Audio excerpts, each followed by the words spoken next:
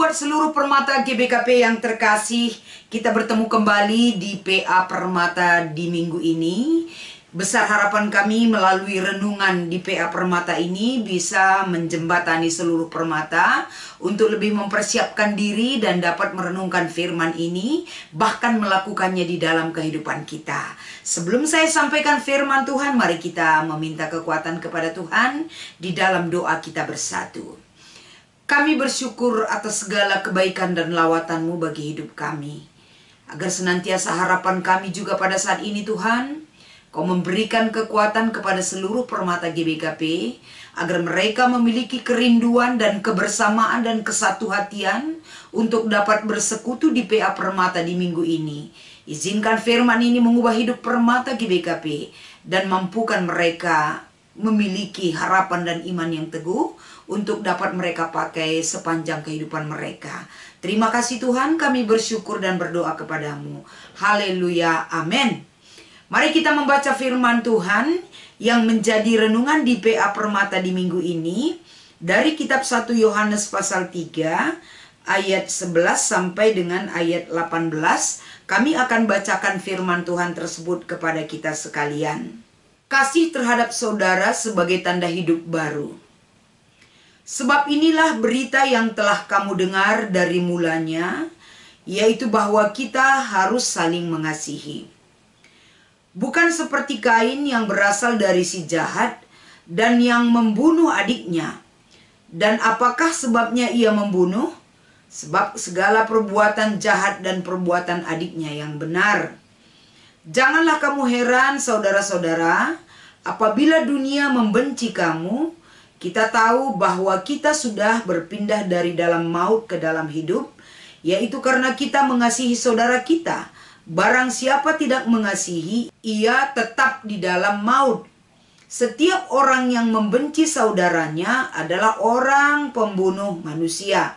Dan kamu tahu bahwa tidak ada seorang pembunuh yang tetap memiliki hidup yang kekal di dalam dirinya. Demikianlah kita ketahui kasih Kristus, yaitu bahwa ia telah menyerahkan nyawanya untuk kita. Jadi kita pun wajib menyerahkan nyawa kita untuk saudara-saudara kita. Barang siapa mempunyai harta duniawi dan melihat saudaranya menderita kekurangan, tetapi menutup pintu hatinya terhadap saudaranya itu, bagaimanakah kasih Allah dapat tetap di dalam dirinya? Anak-anakku, marilah kita mengasihi bukan dengan perkataan atau dengan lidah, tetapi dengan perbuatan dan dalam kebenaran. Demikian firman Tuhan yang menjadi renungan kita di PA Permata di minggu ini. Shalom buat seluruh permata GBKP. Salam damai sejahtera menyertai kehidupan seluruh permata yang terkasih. Di PA Permata di minggu ini yang menjadi tema kita adalah Aku usihen agiku. Bagaimana arahan tema ini? Tentu satu hal, membangkitkan semangat kita untuk berbuat lebih dan lebih lagi di dalam hidup kita. Terlebih-lebih dalam perbuatan mengasihi. Kalau kita berbicara tentang mengasihi, mengasihi adalah sebagai salah satu identitas yang jelas bagi setiap orang yang percaya kepada Tuhan. Mengasihi itu sudah menjadi tren kehidupan kita, menjadi bagian hidup kita. Kalau kita ibaratkan seperti sebuah makanan, mengasihi itu adalah makanan pokok yang harus kita nyatakan. Jadi bagaimana kita menyatakan kasih terhadap saudara kita, bagaimana kita melakukan tindakan kasih itu, dan bagaimana kita menyatakan perbuatan kasih itu, itulah yang menjadi arahan PA Permata di minggu ini. Kalau kita melihat daripada perikop kita. Perikop kita ini satu hal yang perlu kita garis bawahi, yaitu setiap orang yang percaya kepada Tuhan harus melakukan perbuatan kasih. Ataupun hidup saling mengasihi. Artinya saudara-saudara, sebagai orang yang percaya kepada Tuhan, tidak ada kata tawar-menawar tentang perbuatan kasih. Tapi perbuatan kasih itu wajib dan harus kita lakukan. Perbuatan kasih yang harus kita lakukan itu adalah sebagai wujud tandanya kita ini sudah menerima kasih Allah. Jadi kalau ada orang yang mengatakan perbuatan kasih itu tidak mungkin bisa kita lakukan, ataupun ada orang yang menyatakan dari sikapnya bahwa perbuatan kasih itu bukan satu hal yang perlu dia kejar dan wujudkan, berarti identitas sebagai anak Allah itu masih kabur di dalam hidup kita. Satu hal yang diajak kita melalui firman Tuhan ini, perbuatan kasih itu wajib kita lakukan dan praktekkan. Kalau kita berbicara tentang perbuatan kasih, itu tentunya luas sekali cakupannya, saudaraku. Seperti yang tertulis di dalam Alkitab ini, yang menjadi bahan PA Permata kita ini, jangan sempat kita tidak memiliki kasih, sehingga yang terpaut dalam hati kita dan perbuatan dan sikap hidup kita adalah kejahatan. Contoh Alkitab yang ditawarkan melalui kita dari ayat 12. Bagaimana Kain yang selalu memupuk hati dan perbuatan untuk melakukan tindakan kejahatan tumbuh subur di dalam hati dan pikirannya, sehingga dia tidak melihat siapa yang ada di depannya ataupun yang ada di sekelilingnya. Dia tidak bisa membedakan mana saudara dan mana orang lain yang jauh dari dia, sehingga saudaranya sendiri pun karena kejahatan itu berakar dalam dirinya, tidak ada perbuatan kasih dan pemikiran kasih yang dia wujudkan terhadap saudaranya sendiri, sehingga saudara kandung sendiri dia bunuh. Inilah perbuatan orang yang digiring dalam tindakan kejahatan dan tidak memiliki kasih yang besar dalam dirinya. Oleh karena itu saudara-saudara, di PA Permata di minggu ini, yang kedua yang harus kita renungkan, yang menjadi benang merah dari PA Permata ini adalah selain perbuatan kasih itu wajib hukumnya, yang kedua, kepada siapa kita menunjukkan perbuatan kasih. Alkitab ataupun firman Tuhan ini mengingatkan kita, bagaimana mungkin kita dapat menyatakan kasih kita terhadap Allah kalau terhadap saudara kita sendiri pun kita tidak menunjukkan sikap kasih. Jadi perbuatan kasih itu saudaraku terhadap saudara kita, perbuatan kasih itu itulah yang pertama dan yang utama kita lakukan untuk bisa kita menyatakan kasih terhadap sesama manusia. Saudara kandung kita sendiri, saudara kita, tentu banyak saudara-saudara kita yang ada di sekeliling kita. Kalau secara hubungan darah mungkin saudara kandung kita, tapi saudara-saudara kita dalam Tuhan banyak sekali yang harus kita kasihi. Bagaimana kita mengasihi saudara kita, ini merupakan bukti daripada tandanya kita sudah hidup baru sebagai anak-anak Tuhan. Saudara yang kita kasihi itu banyak ragamnya, banyak tipenya, banyak macam-macam perilaku saudara-saudara kita. Tapi bukan berarti orang yang kita kasihi itu tidak seperti ekspektasi kita, tidak seperti apa yang kita ingini, sehingga kita tidak menarik untuk memberikan perhatian dengan mengasihi mereka. Siapapun itu, sebagaimana dasar kita mengasihi orang lain adalah dasar kasih yang Yesus ajarkan kepada kita. Kita dikasihi bukan karena kelayakan kita menerima kasih Tuhan, tapi kita dilayakkan sebagai orang yang layak menerima kasih.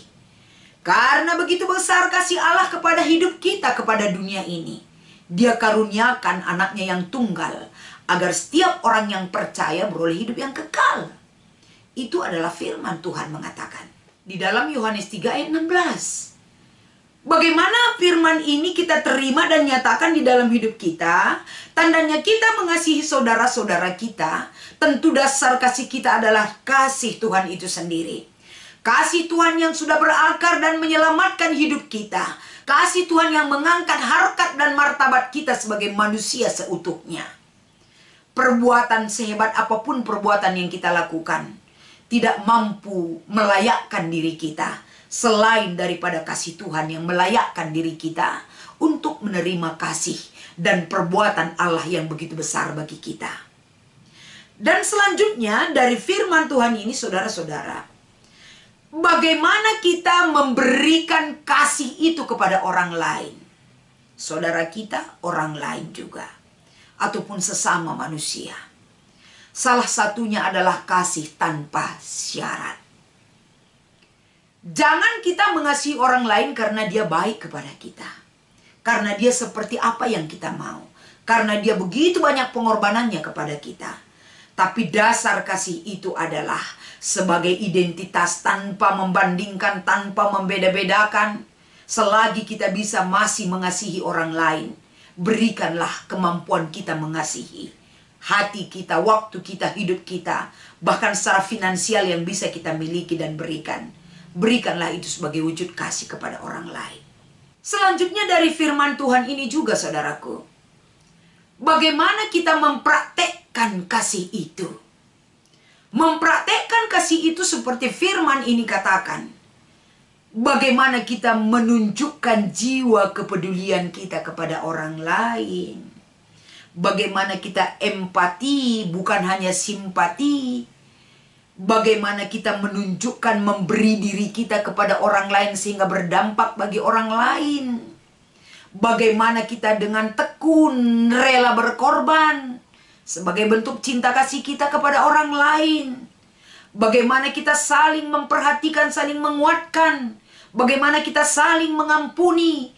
Ini adalah cara-cara kita untuk bisa mengasihi orang lain. Begitu juga selanjutnya, saudara-saudaraku, bagaimanakah wujud kasih yang kita berikan kepada orang lain? Artinya tadi saya sudah dahului dengan kita memberikan dengan apa yang kita miliki, hati, kemampuan kita secara finansial dan lain sebagainya. Artinya pemahaman itu bukan hanya berhenti di konsep saja. Tapi pemahaman kita tentang kasih itu, konsep kasih itu, kita nyatakan dari perbuatan dan action kita. Jadi kasih bukan berbicara tentang sebuah konsep, tapi kasih berbicara tentang arti sebuah kasih itu. Dan makna kasih itu berdampak atau tidak dari konsep yang kita pahami.